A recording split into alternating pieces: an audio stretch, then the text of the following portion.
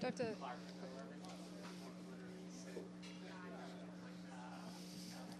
Hi, how are you? Good, how are you doing? I'm Will. I'm Kendall. Nice to meet you. Yeah. Oh, thank you.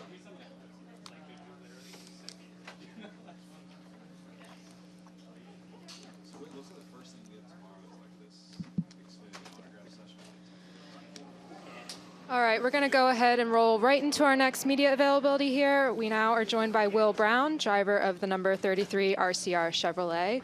We'll go right into questions. If anyone has a question, raise your hand and we'll get you a wireless mic.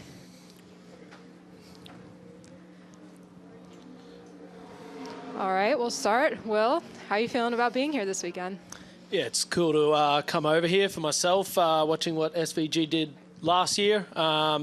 You know, a lot of Aussies are paying a lot of attention to NASCAR now, and pretty excited to come over and have a go. So, yeah, I was lucky enough to put a deal together with Richard, and we were able to have him out to Australia at the end of last year, and yeah, it made that connection. So for myself, it was cool to put a deal together last minute, and hopefully we have a good weekend.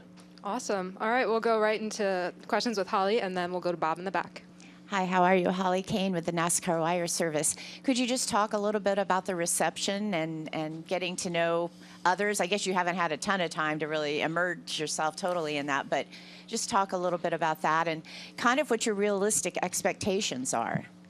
Yeah, I haven't had a long time to meet everyone just yet. I came over about 4 weeks ago for about 3 days to do seat fit and everything because, you know, I've been racing a lot in Australia and that was the only time I could fit in. So raced last weekend, got here Monday afternoon and have been into it since then. So I was able to meet a couple of the guys this morning. You know, it's been pretty cool to be watching the NASCAR and then meet a few of them. But expectations are a really hard thing for this weekend to know what to expect. You know, Shane obviously coming out last year and doing what he did makes it hard for the Aussies to come out now. It's like we're a letdown if we don't win. But no, it's one of those things. I think Shane's been running inside the top 10 for the last couple of road courses he's run, so that'd be a great day if we could do that. But, you know, there's a lot of cars out there that have good drivers in them, so I really don't know what to expect until after practice and qualifying. All right, we'll go to Bob. Bob Hawkers, Fox Sports. Just how much have you been able to be in the sim at all? I'm back here. Oh, sorry, yep. Have you been? I mean, like, what's your preparation been for this weekend?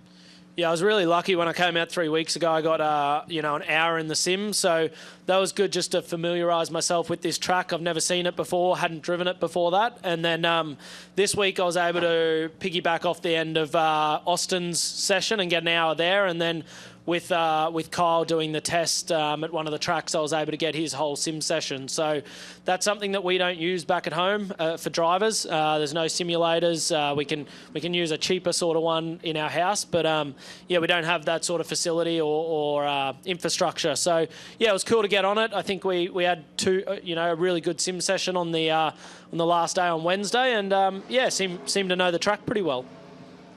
We'll go to Alan. Then we'll Alan Cavano with PRN. You get one short practice, relative, and that's a lot for these drivers. So what can you accomplish? What do you want to accomplish in that practice session to make you feel as comfortable as possible?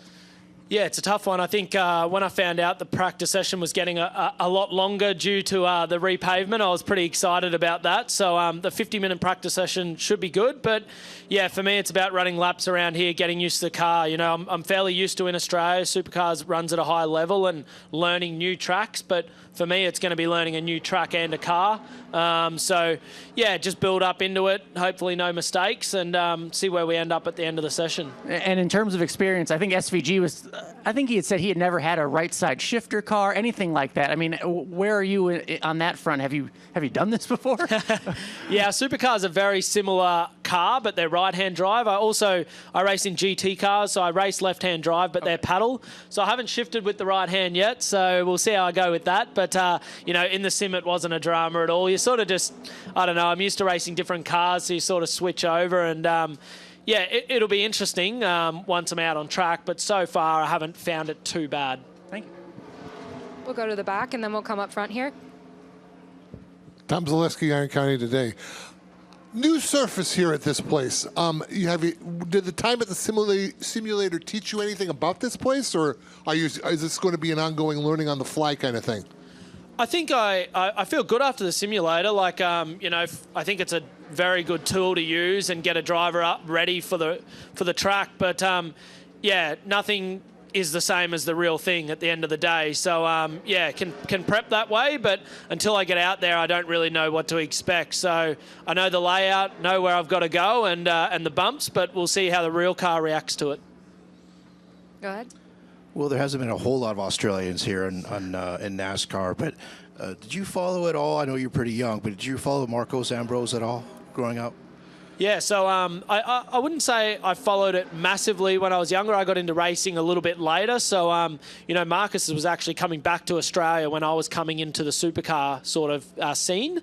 So, yeah, I've definitely kept an eye on it. I think since Shane coming over, it's really put it on the map. I think for a lot of Australians, it wasn't that we loved watching NASCAR, but we probably didn't think it was possible to get a team to look at us and give us the opportunity to drive in a NASCAR. So, you know, after Shane doing that, it's opened up some doors. And, you know, with meeting Richard last year, it sort of just come on from there. And, yeah, I've stayed in contact, and I didn't think I'd be in this position a year ago. So it's pretty exciting. So you don't necessarily remember the year Marcos almost won here, right? I mean, No, I don't. No, okay. sorry. All right. We'll stay up front. Hi, Bill Sessa from the Napa Valley Register. In the supercar and the other series you run in, you run against a lot of the same people, so you learn their tendencies. You know how to race them. Yep. How do you approach this race? Besides the car, you're racing with a bunch of people you've never raced with before. What do you look for? Yeah, it's gonna be interesting. Obviously, we race hard back at home, but you know that it's scrutinised. Where over here, obviously, it's not as much. So I'm used to the argy-bargy, but I don't know who sort of does that and who doesn't. So it'll be interesting. But you know that's life. It'll be a lot of learning out there this weekend, and I'm excited for that. So we'll see what comes of it, really. Any additional questions?